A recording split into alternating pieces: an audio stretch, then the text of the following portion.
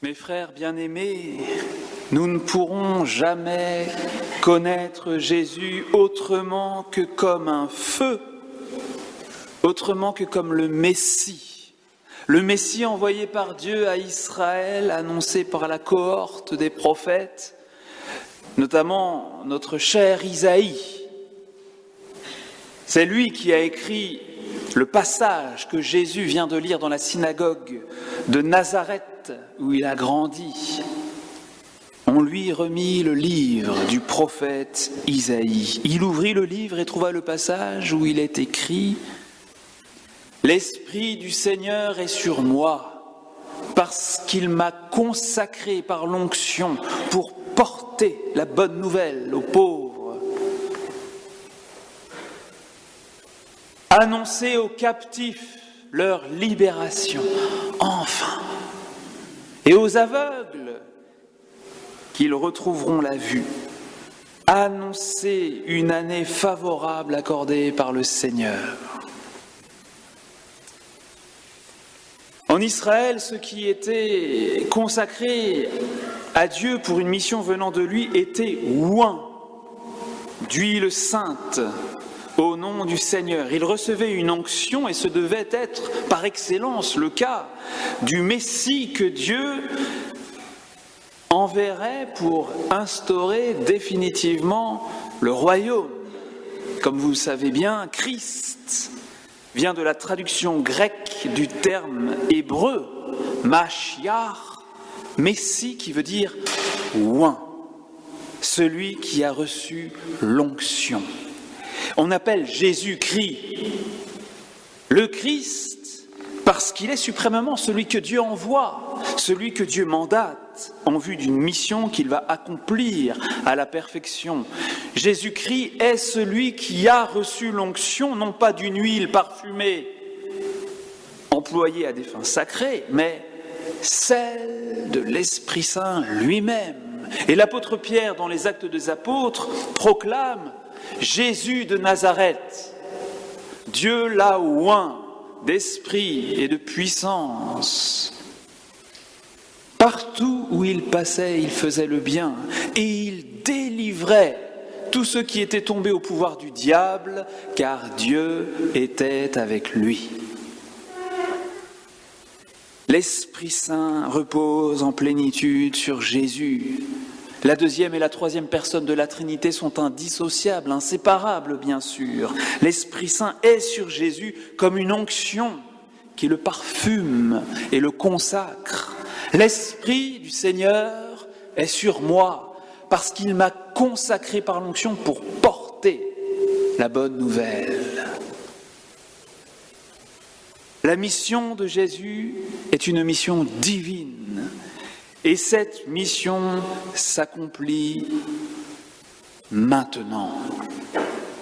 Maintenant, aujourd'hui. C'est aujourd'hui que tout change. Impossible de connaître vraiment Jésus sans vivre quelque chose d'extrêmement fort au-dedans. Impossible de devenir son disciple sans être transformé. Impossible d'être avec lui, de le suivre, sans que ce soit véritablement une aventure, un événement. Et c'est le mot que saint Luc emploie justement. Beaucoup, dit-il, ont entrepris de composer un récit des événements qui se sont accomplis chez nous. Et il parle de Jésus, l'événement des événements. Et Benoît XVI décrire dans sa première encyclique à l'origine du fait d'être chrétien. Il n'y a pas une décision éthique ou une grande idée, mais la rencontre avec un événement, une personne, Jésus de Nazareth, le Christ, à la fois Dieu et homme, à la fois ciel et feu, chair et sang. Dans la synagogue, tous avaient les yeux fixés sur Jésus. Alors ils se mettent à leur dire « Cette parole de l'Écriture que vous venez d'entendre, c'est aujourd'hui qu'elle s'accomplit. » C'est aujourd'hui que la bonne nouvelle frappe de stupeur les pauvres pécheurs que nous sommes tous. C'est aujourd'hui que nos yeux d'aveugles s'ouvrent, que les captifs de toutes sortes de maux sont délivrés. C'est aujourd'hui que les opprimés, les malheureux, et je ne sais pas, si je sais qu'il y en a parmi nous, c'est aujourd'hui que ceux-là sont consolés, relevés. Jésus-Christ proclame, « Il m'a envoyé porter la bonne nouvelle aux pauvres ».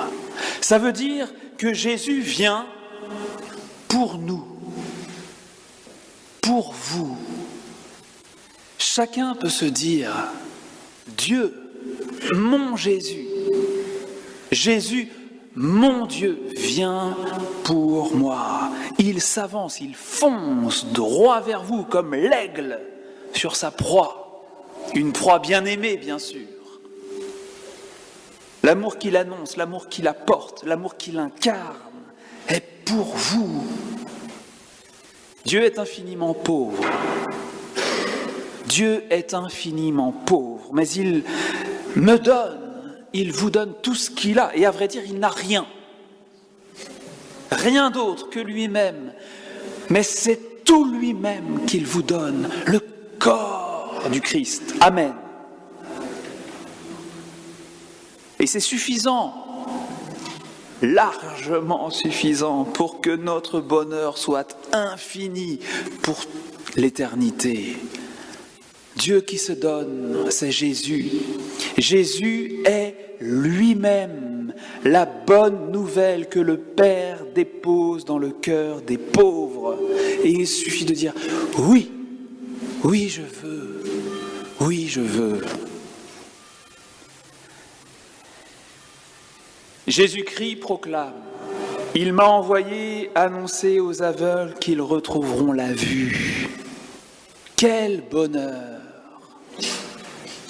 Quel bonheur de voir enfin le monde qui nous entoure, voir enfin les autres comme Dieu les voit, et se considérer soi-même dans le regard tellement aimant et pénétrant de Jésus qui nous admire et nous connaît. La nature, les frères, les sœurs, les visages, mon visage, ton visage. Reconnaître que toutes ces créatures sont aimées, qu'elles sont aimables, que tout est beau. S'émerveiller devant l'œuvre de Dieu et la splendeur de toute personne humaine. Ouvrir les yeux sur celui, celle, pas loin de moi qui attend mon amour. Voir le mal qui menace pour l'éviter, le bien possible pour l'accomplir, voir les choses comme Jésus les voit, le bien comme bien, le mal comme mal, et ne pas être daltonien. Et avoir une foi plus vive, avec les yeux du cœur, contempler Jésus, contempler amoureusement Jésus caché dans les sacrements. Ces sacrements qui me laissent froid ou de marbre, tant qu'ils ne m'illuminent pas, tant que je ne l'y reconnais pas, lui, le Messie. Si le Saint-Sacrement était pour tous ce que Jésus était pour ceux qui l'ont vu, il ne serait pas si seul au tabernacle dans toutes les églises du monde. Jésus-Christ rend la vue aux aveugles. Jésus-Christ proclame « Il m'a envoyé annoncer aux captifs leur libération ». Tu ne peux pas rencontrer Jésus autrement que comme celui qui te libère, ton Rédempteur. Mais qui te libère de quoi? De tout ce qui te domine. Et je pense ici à la liste de péchés, une liste non exhaustive bien sûr, que le Seigneur dresse dans les évangiles. Marc chapitre 7 verset 21. Débauche, vol, meurtre, adultère, cupidité, méchanceté, ruse, impudicité, envie, diffamation, orgueil, déraison. Jésus te libère. Un jour que Jésus parle ainsi, les pharisiens s'exclament « Mais nous sommes fils d'Abraham, nous n'avons jamais été esclaves de personne !»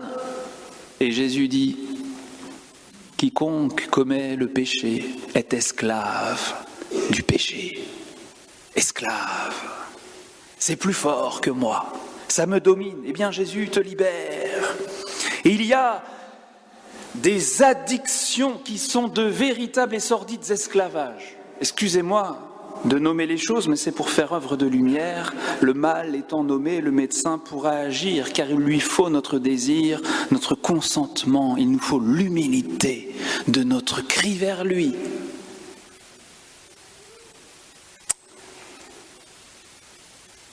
Dépendance. Dépendance puérile de l'adulte qui joue sans cesse. Alcoolisme, à des degrés divers, alcoolisme qui fait tant de ravages dans les familles. Drogue, addiction sexuelle de toutes sortes, quelle catastrophe! La pornographie, quel fléau! Dès la petite école, la pornographie et toutes les cochonneries qui vont avec. Et puis, cette obsession sexuelle, même au sein du couple chrétien, où la vertu de chasteté n'a plus rien à dire, pas plus que la femme, qui souvent n'a pas d'autre alternative que de se laisser faire, parce qu'il a manqué à monsieur de s'éduquer avec la grâce de Dieu à la maîtrise de soi, qui est un autre nom de la liberté. Addiction à d'autres choses encore, certaines choses pour lesquelles on fait des dépenses démesurées, on achète encore, parce qu'on convoite et parce qu'on a l'argent. Addiction ésotérique, à force de curiosité, d'inquiétude, de peur. Alors le voyant, le magicien, le médium devient votre maître, et vous évoluez dans une cage dont les contours sont ceux de ses gestes et de ses mots. Addiction, dépendance, esclavage, Jésus-Christ te délivre. Jésus-Christ proclame « Il m'a envoyé remettre en liberté les opprimés. » Être opprimé, écrasé, asphyxié. Je pense à tant de personnes tristes, tellement tristes, et qui portent sur leur visage, on les voit, cette extinction des feux. Tant de personnes déprimées, dépressives, doutant de tout, doutant d'elles-mêmes, doutant des autres.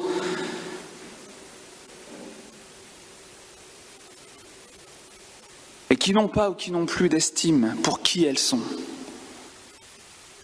Emprisonnées dans une blessure dont on ne sort pas et qui date peut-être de plusieurs dizaines d'années. L'enfer de la dépression, je pense aux malades aussi, aux esprits brisés, au corps infirme. Et puis la culpabilité. La culpabilité aussi opprime. Elle peut anéantir une vie. La faute trop lourde, le péché commis, jamais avoué, nous mine. Et c'est un poison de mort qui détruit toute confiance en Dieu, toute joie en lui. Mais le pardon est accessible. N'importe quel prêtre peut vous pardonner les fautes les plus graves sans vous juger. Le pardon de Jésus que vous offre le prêtre libère du poids opprimant, du poids écrasant du passé. Les pécheurs ont le droit à la miséricorde. Ils ont le droit de faire tendrement confiance à Jésus qui pardonne, qui console, qui remet en liberté les opprimés et qui fait de chacun de ceux qu'il relève des messagers de la bonne nouvelle, des témoins de sa puissance et de son amour. J'en suis un. Je témoigne que le Christ libère, que le Christ relève. J'étais esclave de tellement de choses. J'avais commis tellement de fautes graves.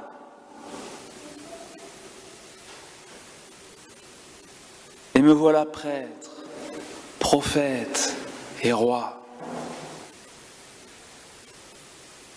Alors nous allons invoquer le nom de Jésus maintenant.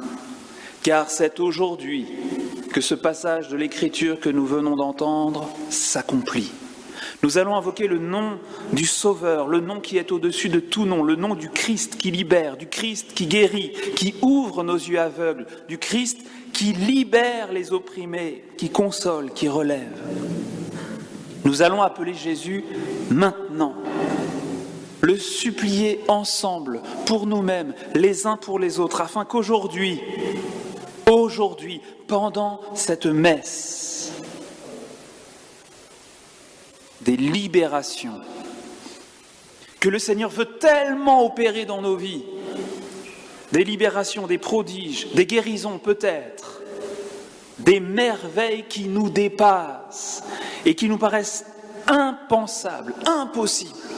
Ça fait tellement d'années que je suis pris dans ce truc-là, c'est impossible que je m'en sorte. La pornographie depuis le collège, c'est impossible que je m'en sorte. Bah tu vas voir. Que ces choses-là se produisent maintenant, car rien n'est impossible à Dieu. Ce sont les paroles de l'archange Gabriel à la petite Vierge Marie. Rien n'est impossible à Dieu. Dites avec moi, rien n'est impossible à Dieu. Encore ? Est-ce que quelque chose est impossible à Dieu ? Rien. Et quiconque invoquera le nom du Seigneur sera sauvé. Oh oui Seigneur, on a envie d'être sauvés. Que nos yeux voient, que nous soyons libres, que nous soyons relevés, consolés. Jésus-Christ, Fils du Dieu vivant, aie pitié de nous, aie pitié de moi, pécheur.